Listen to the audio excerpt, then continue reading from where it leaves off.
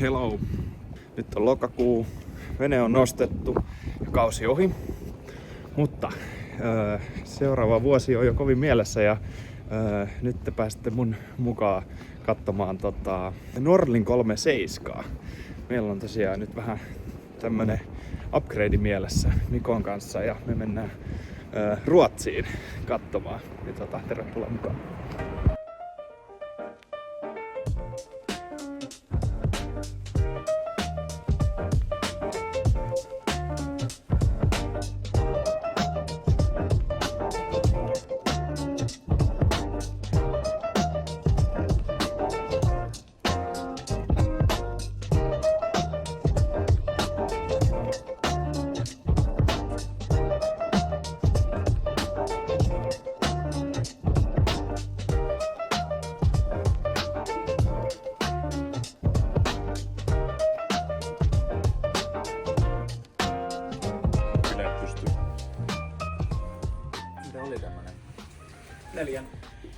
Neljän.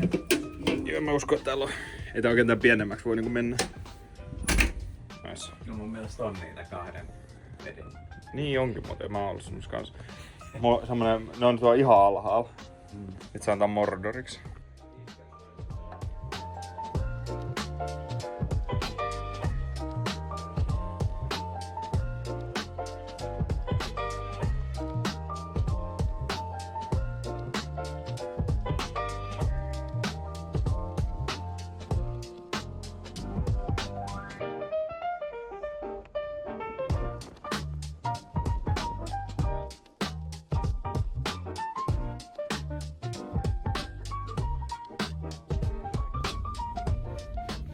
Huomenta. Kello on 5:37 paikallista aikaa ja olemme saapumassa puolen tunnin päästä Tukholmaan. Miko, saiko nukuttua vielä yhtään? Muutaman tunnin. Joo. Alakerran bileet vähän haittaa nukkumaan menoa ensin. Tai kuuliko se sitä ollenkaan? Ja mulla on nyt kuulokkeet, niin ei se niin paha ollut. Ehkä tässä oli jotain muitakin tekijöitä kuin alakerran bileet. Niin. Mulla vähän se alkoi silleen vituttaa se, kun sit mä tajusin, että mulla on kyllä korvatulppia tuolta, että mä mietin, että pitäisikö mun sitä hakea. Ja sit se alkoi, tiedätkö, se ajatus niinku painaa niinku mielessä niin paljon, että sit mä yhdessä kohtaa sit olin, no kai mä sit menen hakea se yhden korvatulpan. Ja sit mä laitoin sen toiseen korvaan ja sit toinen oli tyynyyn. Eikä se itse asiassa kauheasti auttanut siihen meluun, mutta jotenkin se sitten ehkä mahdollisti sen, että sit saa nukuttua. Sit odotetaan kiltistä. Puoliko tuntia?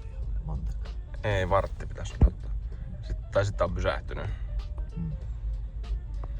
Tänne pitäisi tulla puoli tuntia aikaisemmin. Ehkä ne sanoo sen puoli tuntia just, että sit kun on tämmöstä sekoilua niin kuin meillä on, niin sit kaikki ehtii sit omiin autoihin. Let's go! Täälläkin on pimeä. Aina on pimeä, kun tää on niinku aamutyöstä.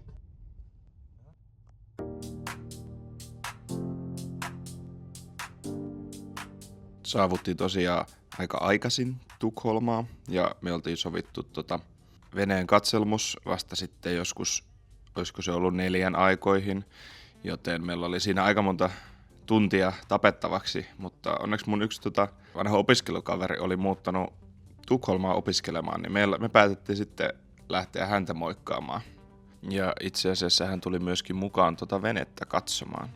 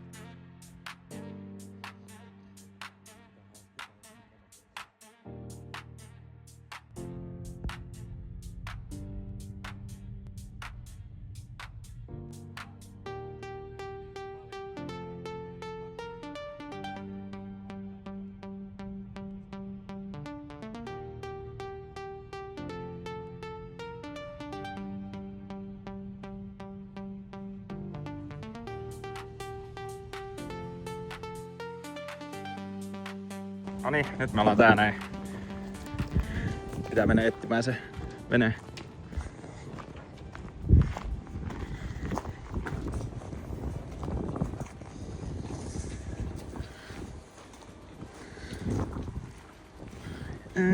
Vähän vaikea nyt kyllä. Ei osu silmään sitä.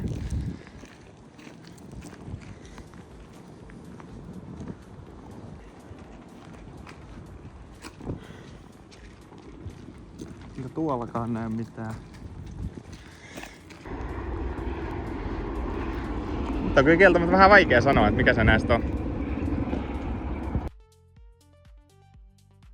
Hetken pähkäilyn ja etsinnän jälkeen sitten toi myyjä ajoikin sitten sinne telakalle kanssa ja etiskeltiin siinä. Hänkään ei oikein sitten ensin löytänyt sitä hänen venettään, mutta se olikin sitten jo siellä sisällä, että siinä oli aloitettu jo toi pohjan hionta homma. Eli tässä oli muutamia selkeitä vikoja, mitkä oli niin kuin jo myyntihetkellä tiedossa ja oli otettu myyntihinnassa jo huomioon. Ensimmäinen asia oli tuo pohja.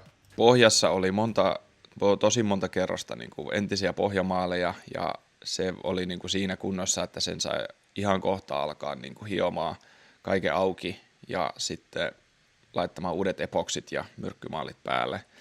Toinen vika, mikä veneessä oli, mikä vaatii välitöntä korjausta, oli toi ohjaus ja ohjausjärjestelmä. Siinä on ruori ja sitten ruorista menee ketju quadrantille, mikä sitten ohjaa sitä, mutta se ketju on aika löysä ja siinä ja ketjulla oli ollut tapana välillä tipahtaa pois paikoiltaan, jolloin sitten venettä ei siitä ruorista pysty ohjaamaan, vaan pitää käyttää sitä hätäohjauskeppiä, mikä menee sitten suoraan siihen quadranttiin kiinni. Siihen oli tehty väliaikainen korjaus, jossa sitten naruilla ja nippusiteillä se oli kiristetty niin kireeksi, että sen ei pitäisi sieltä tipahtaa. Ja myyjä oli kyllä sitä mieltä, että sen pystyy esim. Purjehtimaan Suomeen sellaisena kuin se nyt on. Kolmas ongelma oli, että peräsin vuotaa, sieltä peräsin akselista valuu vettä veneen sisälle. Ja se onneksi tapahtuu vain silloin, kun venettä ajetaan. Eli silloin, kun vene muodostaa semmoisen peräaallon, niin sitten vesi nousee tarpeeksi ylös, että se pääsee ja löytää tiensä sitten veneen sisälle, jolloin sitten vene ei onneksi uppoa, kun se on paikallaan laiturissa. Sitten seuraavaksi noustiin kannelle, ja kansi oli päällisin puoli hyvännäköinen. Katsomme jo hiukan myyjän kanssa puheeksi tullutta kannen pehmeyttä, ja se oli vessan päältä pahimpana. Ja siinä huomasi aika selkeästi, että lattia antoi niin kuin periksi monesta paikasta, ja vähän epäilys heräsi siinä kohtaa, että kannen tiikki on alkanut vuotaa, koska se on liimauksen lisäksi ruuvattu kanteen. Ja ruuveesta on alkanut ajan myötä vettä pääsemään sisään. Sisältä sitten huomasi kosteusongelma vielä paremmin. Veneen laitalistan kiinnitysmutterit, mitkä kulkee veneen reunaa pitkin, olivat jossain kohtaa vuotaneet aika pahastikin, koska seiniltä huomasi monesta paikkaa sisälle valuneiden vesivanojen jäljet. Ne oli vaurioittaneet sisällä olevia koristelistoja ja seinässä olevia paneeleita, mutta esimerkiksi laipiot ja muut rakenteelliset osat olivat päällisin puolin ihan hyvässä kunnossa. Onneksi myös monesta paikkaa veneessä on umpilaminoitu, eli käytetty vain lasikuitua tuomaan lujuutta, mikä ei välitä vedestä ja pitää lujuutensa märkänäkin. Veneessä tuntui olevan monia asioita, jotka olivat vuosien varrella alkaneet vuotamaan tai menneet rikki. Ja korjaamisen jättäminen myöhemmäksi oli tehnyt ongelmasta paljon pahemman, mitä se olisi ollut, jos ongelma olisi heti korjattu. Lisäksi myös ilmaottoaukot oli porattu suoraan kanteen niin, ettei paljaaksi jäänyttä ydinainetta oltu mitenkään suojattu esimerkiksi epoksilla. Ja monista paikoista, mistä puuta pääsi sormella kokeilemaan, kynnellä vetämään, se ydinaine oli kyllä todella pehmeää, eli todennäköisesti koko tiikkikansi olisi hyvä ottaa pois ja korjata kokonaan. Veneen yksi parhaimpia puolia oli sen käytännöllinen pohjaratkaisu ja käytännössä uusi muutama vuosi sitten asennettu meridiisseli, mihin pääsee hyvin käsiksi takatilan luukuista. Siellä on pari luukkua, mitkä saa kaikki pois Veneeseen mahtuu nukkumaan jopa 8 henkilöä, kun ottaa kaikki nukkumapaikat salongista ja päät yhteistä käyttöön.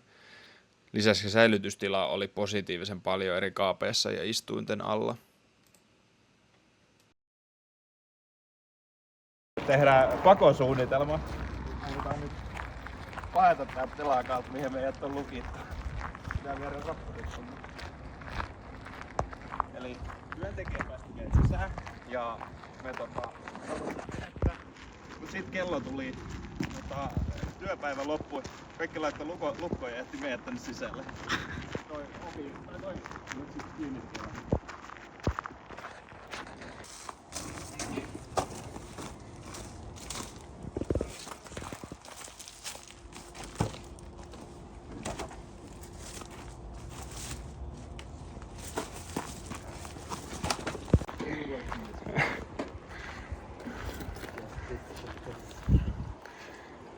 Yeah, just watch out for your knees.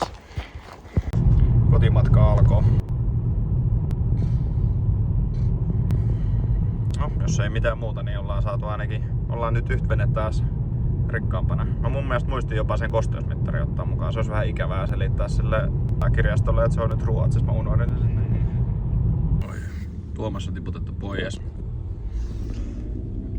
Mut meillä on tässä pieni... Mä en tiedä miten se mapsi, mutta me jättiin jonnekin ihan viime paikkaan.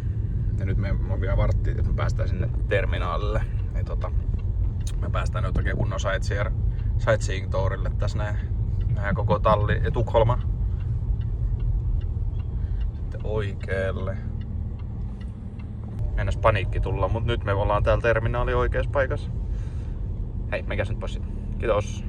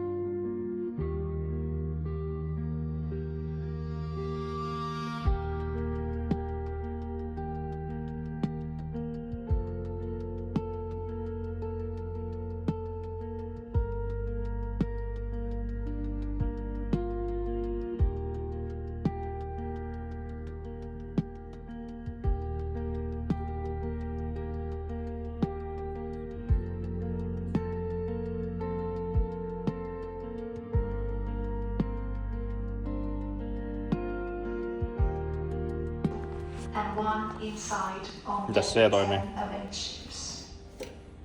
If Fuck. evacuation of the vessel were to happen, ship's crew passes life jackets on the muster stations. Embarking. Täällähän tilaa ihan ruhtinaallisesti uutista. Meillä on maalauskin. Ja ovi aukeaa itsestä. Eikö se on tämmönen ilma? Upsi. Nice. Joo, let's go! Täällä on vittu tilaa vaikka muille joka. Nice, let's go.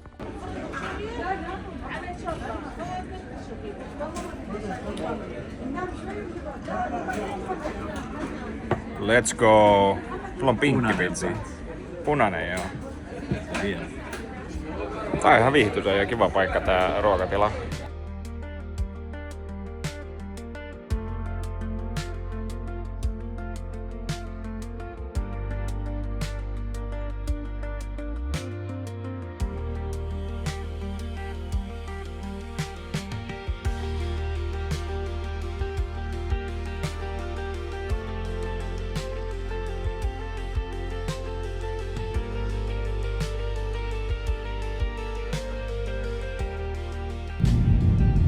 Pitänyt videoida se tullitarkastus. Joo. En mä kehdannut. Mä voin nyt kertoa. Eli meidät ja Miko ei ole myöskään ja mä en ole ikinä joutunut ennen tullitarkastukseen. Elikkä mä vissiin katoin sitä tyyppiä vähän hauskasti. Mä vaan olin silleen hymyilin silleen niin sit se kysyi että mistä ollaan tulossa ja piti sit myöntää, että Piti viranomaisillekin myöntää, että oltiin katsomassa purjeveneitä. Niin Eihän noita asioita vissiin edes niinku ole pakko sanoa. No ei niin. Se Ei on kai. tollanen Mitä niinku- vittu se on? Se on hyvä, no ehkä ne testaa vaan silleen, että miten sä vastaat, että minkälainen hapitus sulla on. Että jos sä alat heti niinku... Niin, että ehkä heilläkin on joku sellainen, että jos... Että protokollan mukaan pitää katsoa tosi tarkasti, mutta jos vastaukset on niin tietynlaisia, niin he ei ehkä itsekään sitten noudata sitä. Niin, jep. Mutta oli se yksi kerta, kun mä olin siellä Tax Freessa, mä katsoin, että onpas halpaa olutta. Ja sitten mä mietin, no mä nyt ehkä jaksaa sinne, kun ei meillä olisi ollut mitään kauhean helppoa tapa saada sitä Helsinkiin nyt, kun mä jätän tuon yhdenkin kumpaan vaan tänne Mikon autoon. Sitten mä saan sen sitten joskus. Se voi tuoda sitten veneellä ensi kesänä. Vaikka. Niin joo, ei tarvinnut maksaa mitään ylimääräisiä veroja tai muutakaan semmoista. Pienet ampalat vielä ennen kuin tiemme erkanevat taas. No niin Miko, mikä oli nyt mietteet tästä matkasta? Aika stressaava. Mikko Rohko joutui ajaa Tukholman keskustassa satana joku 2 tuntia, kun me mietittiin Google Mapsista, että mihin pitää mennä. Ei ollut 1 eikä 2 kertaa, kun vittu nähtiin ihan major sekoilua siellä vitun liikenteessä. Silleen oltiin 1 päivä siellä versus Helsinki, niin se on aika kaoottinen se liikenne siellä. Niin. Mua jännittää se lasku, mitä tosta kruisailusta tulee postissa. Reissun jälkeen sitten neuvottelut myyjän kanssa alkoi. Ja halusin tosiaan hänelle korostaa, että kannen kunto oli isompi huoli, mitä alun perin olin ymmärtänyt, tai hän oli antanut ymmärtää. Hän muistaakseni käytti termiä, että vanhat veneet yleensä vähän aina vuotaa. Ja tästä syystä mietin, että mikäli sisätiloja halusi siistiä ja kunnostaa, niin kansi pitää ensin saada pitämään vettä, jottei sieltä sitten valu mitään ja tuhoa sitä uutta jo kunnostettua. Runkona tämä vaikutti kuitenkin minusta täydelliseltä projektiveneeltä, jossa pääsee itse tekemään ja oppimaan veneen rakennusta.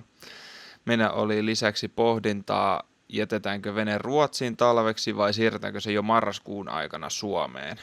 Päädymme lopulta ensimmäisen ratkaisuun, jossa käsiraha maksettiin heti ja loput keväällä, kun vene haetaan.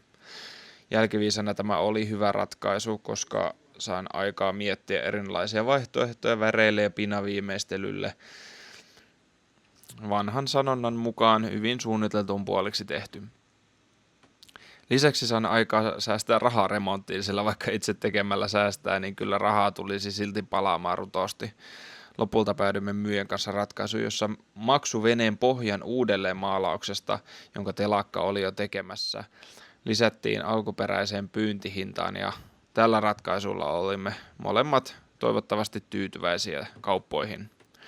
Kevät etenee vauhdilla ja olenkin tässä tutkaillut jääkarttoja ja toivonut, että tänä yhtenä talvena jäät sulaisivat nopeasti. Ja tällä hetkellä näyttää siltä, että pääsemme matkaan suunnitellusti jo huhtikuun lopussa.